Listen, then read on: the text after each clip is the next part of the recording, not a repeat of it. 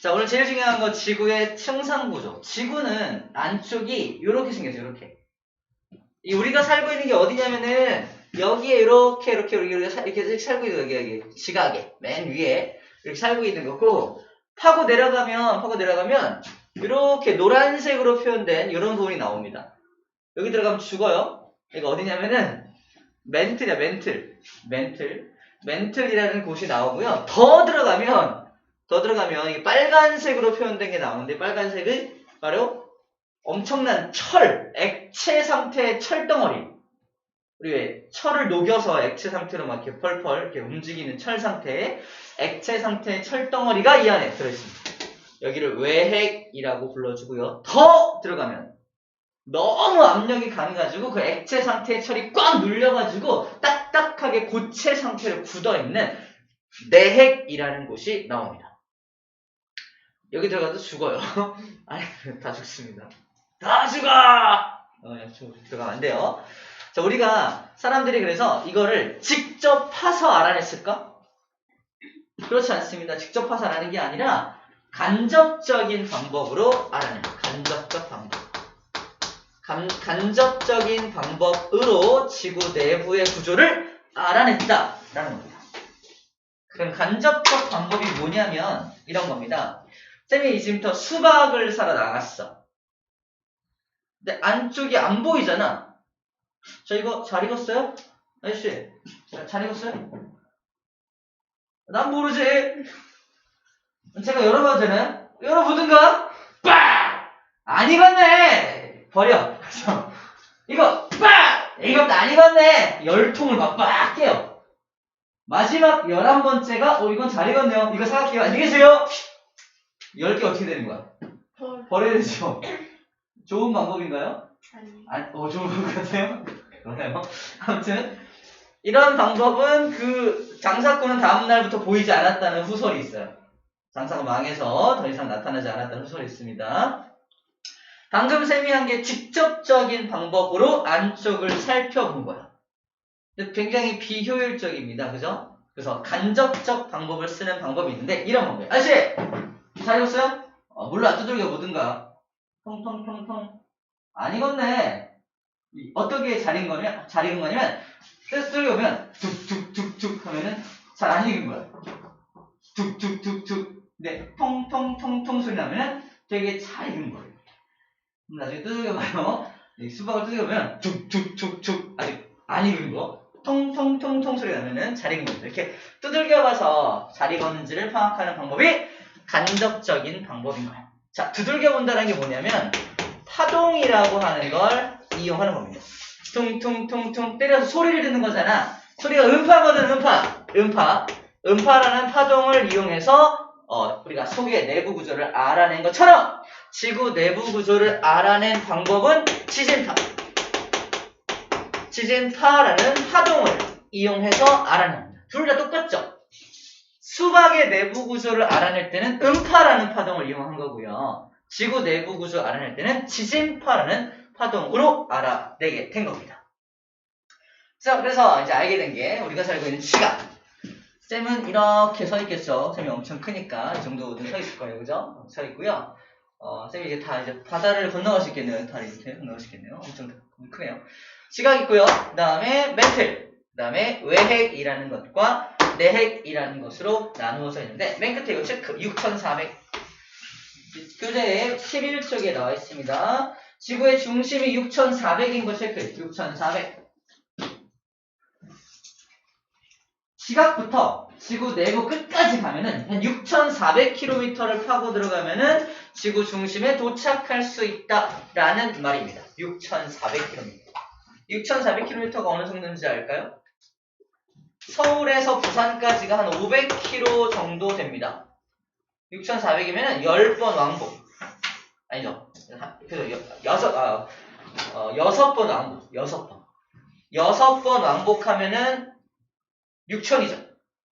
6,000에다가 한 번 더 가는 거예요. 자, 이 정도 길이가 지구 내부 구조까지 가는 거리 정도 된다라고 생각하면 될 것 같네요. 생각보다 안 크죠? 지구 생각보다 안 큽니다. 생각보다 안 커. 엄청 클 줄 알았는데 생각보다 안 커. 그래서 당연히 쌤은 바다를 가면 바다를 이렇게 건너갈 수 있어요. 다리가 엄청 길잖아. 제일 무서워. 오늘 제일 무서운 사람 있어요. 엄청 있어. 그래서 굴하지 않고 계속 바다를 건너갈 겁니다. 자, 보세요. 이렇게 오늘 제일 중요한 거 지구의 내부 구조, 다른 말로 지구의 층상 구조라고 하고 있는데 층이란 말이 한 층, 두 층, 세 층, 네 층으로 나누어져 있는 구조를 층상 구조라고 불러주게 됩니다. 자, 이걸 뭐로 알아냈다? 바로 지진파로 알아냈다라는 게 원래 포인트입니다. 자, 붙어봐. 지진파가 뭐냐? 이겁니다. 지진파, 안녕 지진파. 지진파는 사람들이 인공적으로 발생을 시킵니다. 이거는 이제 자연적으로 발생한 지진파를 얘기하는 거고요. 지구의 내부 구조를 알아낼 때는 사람들이 인공적으로 뻥을 터뜨리거나 다이너마이트 같은 걸 뻥 터뜨려서 일부러 지진을 발생시켜서 지구 내부 구조를 알아내게 됩니다. 이거는 인공적으로 발생한 게 아니라 자연적으로 발생한 건 이렇게 발생된다는 걸 얘기를 하는 거예요. 자, 지진이 발생할 때 생긴 에너지, 이 에너지가 지진파라는 파동이 되겠죠. 멀리 퍼져나가는 것을 지진파라고 하는데 그걸 이용하면은 지구 내부 구조를 연구하는 데 사용할 수 있다. 자, 그 다음에 밑줄 볼게요. 뭘 통해서? 그 지진파가 통과하는 물질의 종류와 상태에 따라 빠르기가 달라지므로 빠르기, 동그라미. 지진파를 빵 쏘면은 이런 식으로 빠르기가 달라지는 구간이 있어요. 그 빠르기가 달라지는 구간이 바로 층과 층이 나누어지는 구간이라는 거죠. 아, 그렇구나. 지진파가 빨라져. 엄청 팍 빨라져. 여기 뭔가 한 층이 있네. 빨라지다가 또 훅 느려져. 여기 또 뭐가 또 있네. 이런 식으로 지진파의 빠르기가 달라지는 구간을 잘라서 층상 구조를 알아낸 거구나 라고 그 정도만 알면 될 것 같습니다. 아시겠죠? 좋아요. 자, 그럼 지각, 멘틀, 외핵, 내핵이 뭔지 바로 살펴봅시다. 자, 지각, 안녕 지각은 밑줄만 볼게요. 다 알고 있는 내용이에요. 어렵지 않습니다. 지각은 암석으로 구성이 되어 있고요. 고체 상태입니다. 고체 상태. 그리고 좀 이따 배우겠지만 대륙 지각, 우리가 사용하는 대륙 지각이라는 것과 해양 지각으로 구분되는데 쌤이 오랜만에 바다를 이렇게 다리로 건너가지 않고요. 둥덩 잠수를 해요. 오랜만에. 잠수를 해서 밑으로 쭉 잠수해 내려가면은 바닥에 닿겠죠. 바닥에 뭐가 있을까요? 땅이 나오나요? 아니면 멘틀이 나오나요? 땅이 나오죠. 바닷속에도 땅이 있습니다. 그죠? 바닷속에 있는 땅을 그걸 해양 지각이라고 하는 겁니다. 해양 지각. 그것을 해양 지각이라고 하는 거예요. 해양 지각. 대륙 지각 우리가 살고 있는 대륙을 대륙 지각이라고 하고요. 바닷속 깊은 곳에도 땅이 있어. 그걸 해양 지각이라고 불러준다는 겁니다.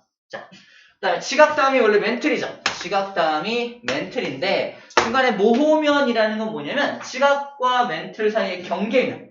지각과 멘틀 사이의 경계면을 모호면이라고 해요. 그러면 지진파를 빵 쐈어. 지각을. 그러면 멘틀을 만나는 그 모호면을 지날 때 지진파의 속도가 어떻게 될까? 빨라지거나 느려지거나 둘 중 하나겠죠? 그죠? 자, 우리 생각해보자. 빨라질 것 같아? 느려질 것 같아? 빨라진다 나와. 힌트는 빨라졌어. 나와있어? 아 진짜. 힌트는 여기가 멘틀이 암석으로 되어 있는데 고체는 고체인데 여기 써놓을까요? 멘틀은 유동성을 가진 고체. 자, 멘틀 옆에다가 고체는 고체인데 움직이는 고체야. 약간 뭐 액체 괴물 같은? 아니 그건 액체잖아. 액괴가 액체인가요? 고체인가요? 액체 아니에요? 액체? 액체? 액체가 액이어서 액체 아니에요? 고개면은 고체인데? 좀 애매하죠. 액체면은 계속 흘러가야 되는데 언젠가 멈추잖아. 그죠? 자, 액괴가 사실 액체와 고체의 중간 상태쯤 되고요. 그 중간 상태를 우리가 이제 멘틀이 그런 액괴 같은 상태다. 멘틀이 약간 그 액괴 같은 상태라고 상상해 주면 됩니다. 여기 있나요? 그래서 고체를 통과하던 지진파가 액체 상태, 약간의 움직임을 가지는 액괴 같은 상태를 만나면 쿵 빨라지는 거예요. 속도가 쿵 빨라지는 것을 나타냅니다. 모호면에서 지진파의 빠르기가 빨라진다. 그래서 그래서 지각 밑에 뭔가 다른 물질, 다른 상태의 물질이 있다는 걸 이걸 통해 알아내게 된 거죠. 이 사람이 모호로비치치라는 사람이거든요. 모호로비치치라는 사람이 알아낸 이 경계면이라고 해서 이름을 모호면이라고 불러주는 겁니다. 모호로비치치로 끝나는 걸로 봐서 어느 나라 사람 같아요? 러시아. 정답, 러시아 사람. 비치치. 선생님이 러시아 사람이라면 허성취. 취한 것 같아요. 미안해요. 주성취, 중국 사람인데. 아무튼, 취로 끝나면 이제 약간 러시아 쪽 사람이라고 볼 수가 있겠죠. 자, 더 내려가면 뭐가 나옵니까? 외핵이 나오죠? 외핵은 아까 말했죠? 철 성분으로 되어 있고요. 일종의 일부 니켈도 있는데 거의 다 철이에요. 자, 체크. 액체로 되어 있습니다. 액체. 얘만 유일하게 액체죠. 안에 들어가면 엄청 뜨거워서 철이 다 녹아있는 거야. 녹아서 액체 상태로 존재하는 게 외핵입니다. 외핵을 가본 사람이 있다 없다? 없죠. 없어요. 어떻게 가보죠? 자, 간접적 방법으로 알아내게 된 겁니다. 마찬가지로 지진파 분석으로 이게 액체인 걸 알아낸 거예요. 자, 네 번째 내핵으로 가면은 얘도 철이야. 내핵은 근데 가장 안쪽에 있으니까 엄청난 압력을 받아요. 엄청난 압력으로 액체임에도 불구하고 잘 봐. 이 액체가 이렇게 돌아다니잖아. 돌아다니는 액체인데 액체를 꽉 누르면 이렇게 가까워져. 분자 사이 거리가 엄청 가까워지면서 이렇게 제자리 신동운동하는 고체 상태로 변하게 된 겁니다. 그래서 압력 때문에 엄청난 압력 때문에 고체 상태로 변해 있는 게 바로 내핵이다 라고 생각해 주시면 될 것 같고요. 마지막 하나만 더 봅시다. 바로 멘틀이 아까 그림에서 봤을지 모르겠는데 지구 전체로 봤을 때 한 80%를 차지하는 게 바로 멘틀이에요. 다시 말해 지구 전체를 봤을 때 가장 많은 부피를 차지하는 게 누구냐? 멘틀입니다. 멘틀이 가장 많은 부피를 차지한다라고 말해주면 됩니다. 자, 그런 의미에서 다시 한번 그림을 볼까요? 진짜 멘틀이 엄청 많았나? 슝슝. 그러네. 이만큼이네. 그죠? 이만큼이니까 가장 많죠. 멘틀이 가장 많은 걸 볼 수 있어요. 여기도 이만큼 두께가 두껍긴 하지만 이건 좁죠? 이만큼 좁으니까 이만큼인데 이만큼이잖아. 그죠? 멘틀이 훨씬 더 많다는 걸 알 수가 있겠네요. 자.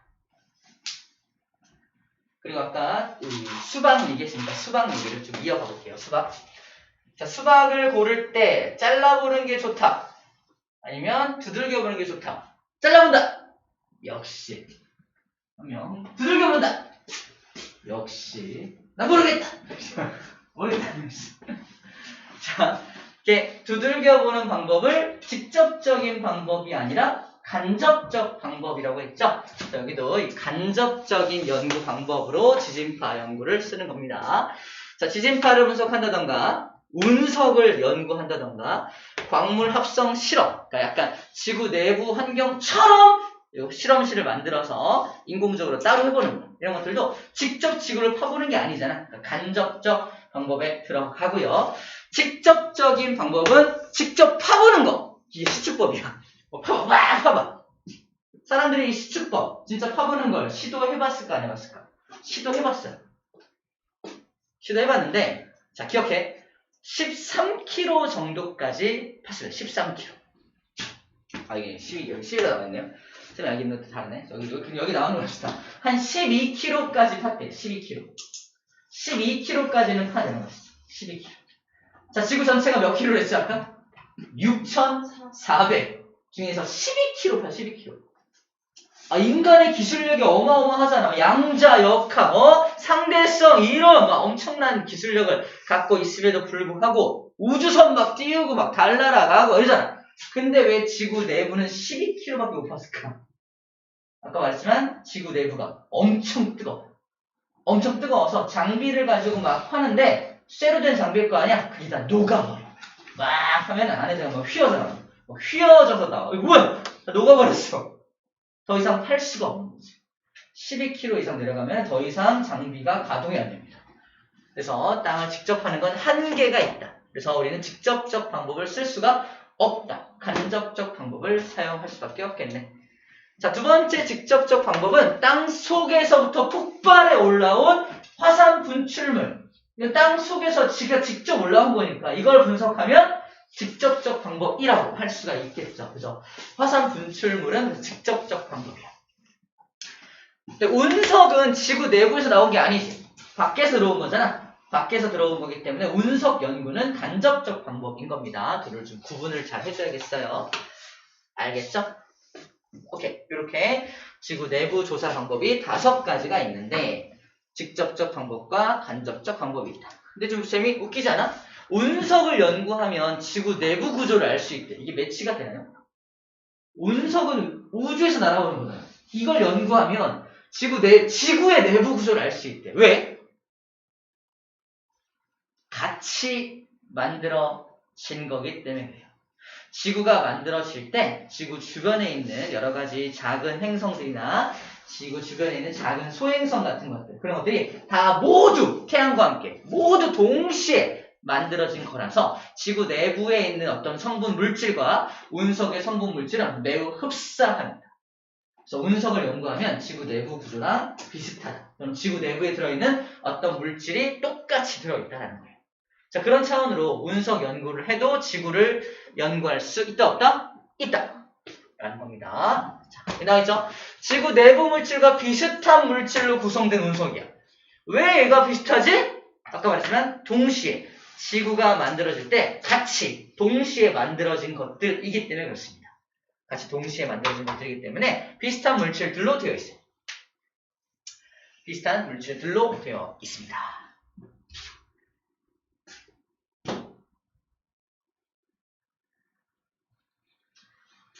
자, 그럼 아까 얘기했던 걸 조금 더 볼게요. 직접적 방법. 아까 했던 거죠? 선생님이 이해해 주는 거야. 자, 자동차를 살 거야. 자동차 살 때 성능 검사 안 해보고 이거 살 건데 제가 선생님 검사해봐도 되죠? 직접적 방법으로 다 분해. 막 분해. 다 뜯어내. 여기는 빨간색이 아니네요. 분홍색이네요. 안 살래요. 놓고 나와. 이러면 안 되겠죠. 그죠? 직접적 방법. 안 좋습니다. 수술. 사람을 수술할 때도 직접적 방법으로 다 이게 찢어가지고 수술을 직접 하는 것도 필요하죠? 그죠? 이게 직접적 방법인데, 간접적 방법은 이제, 우리가 엑스레이를 찍어서, 이런 거야. 팔을 다쳤어. 엑스레이라는 방법이 없다면, 엑스레이는 엑스선 촬영은 간접적 방법이잖아. 근데 간접적 방법인 엑스레이 촬영을 지금 우리 인간이 이 기술이 없다라고 상상해. 다쳤어. 팔이 너무 아파요. 누워보세요. 자, 찢어봅니다. 다 찢어. 괜찮네요. 시커매죠. 괜찮아요. 뜯어봤더니 뼈가 아무 이상이 없어요. 그래서 다 이렇게 하면 되게 힘들겠죠. 그죠? 근데 지금은 아파요. 잠깐만 찍어볼게요. 찰칵. 괜찮네요. 좀 쉬면 괜찮을 겁니다. 다행이다. 근데 엑스레이라는 방법이 없다면 다음날부터 또 아파. 찢었기 때문에, 찢고 꼬맸기 때문에 또 아프죠?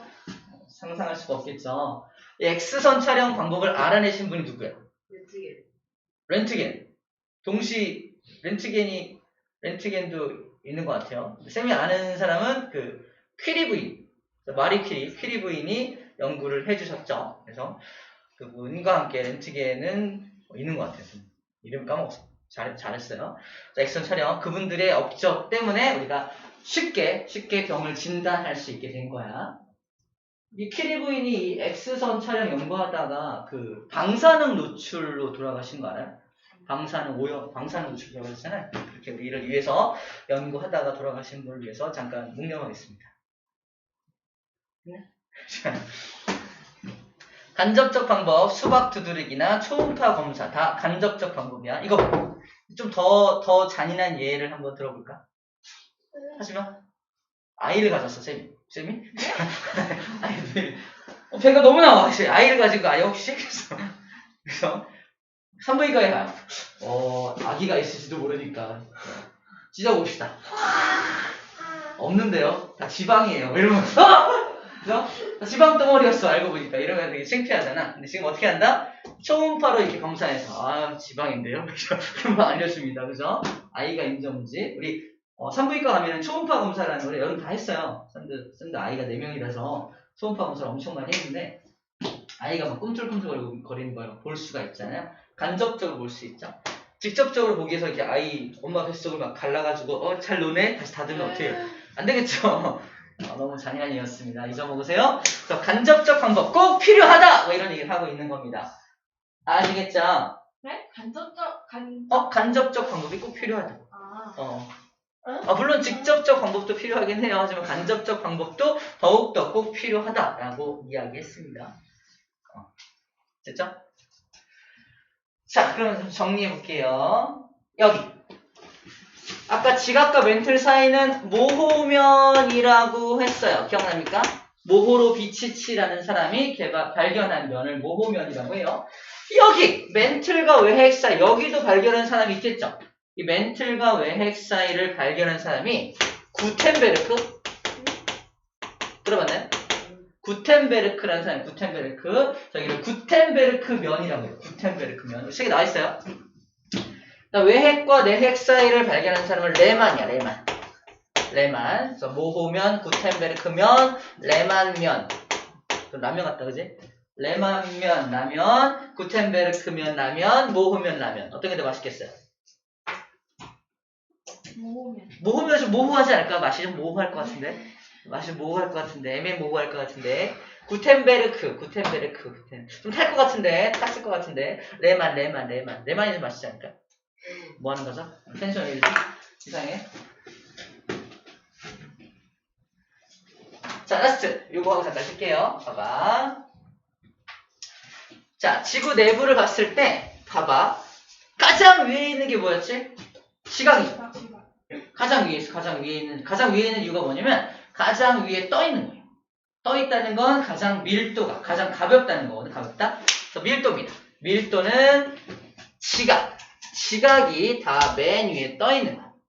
근데 해양 지각보다 대륙 지각이 더 위로 높이 솟아 올라와 있는 걸 통해서 더 해양 지각이 더 좀 무겁고 대륙 지각이 좀 더 가볍구나 생각하면 됩니다. 또는 어떻게 이미지화하면 되냐면 우리가 살고 있는 대륙 지각은 약간 하얀색 암석들, 흰색 암석들로 많이 되어 있는데 바닷속 깊은 곳에 있는 그 땅덩어리를 분석해보면 아주 시커먼 검은색 암석들로 되어 있거든요. 우리 암석 광물 이제 배울 텐데 암석들이 시커먼 색을 띈다는 건 약간의 금속성 물질이 들어있다는 거라서 조금 더 무거워요. 그래서 바닷속에 있는 그 땅덩어리가 좀 더 무겁구나라고 생각하면 됩니다. 그 다음 더 무거운 건 멘틀이죠. 멘틀이 더 아래에 있으니까 더 무거운 거고 그 멘틀보다 더 무거운 게 외핵. 더 무거운 건 내핵이 되겠죠. 밀도가 가장 큰 건 누구다? 내핵이 밀도가 가장 크다라고 정리할 수 있고요. 온도는 당연히 안쪽일수록 가장 높을 거 아니야. 내핵이 가장 높고 외핵, 멘틀, 지각 순서대로 온도가 다를 겁니다.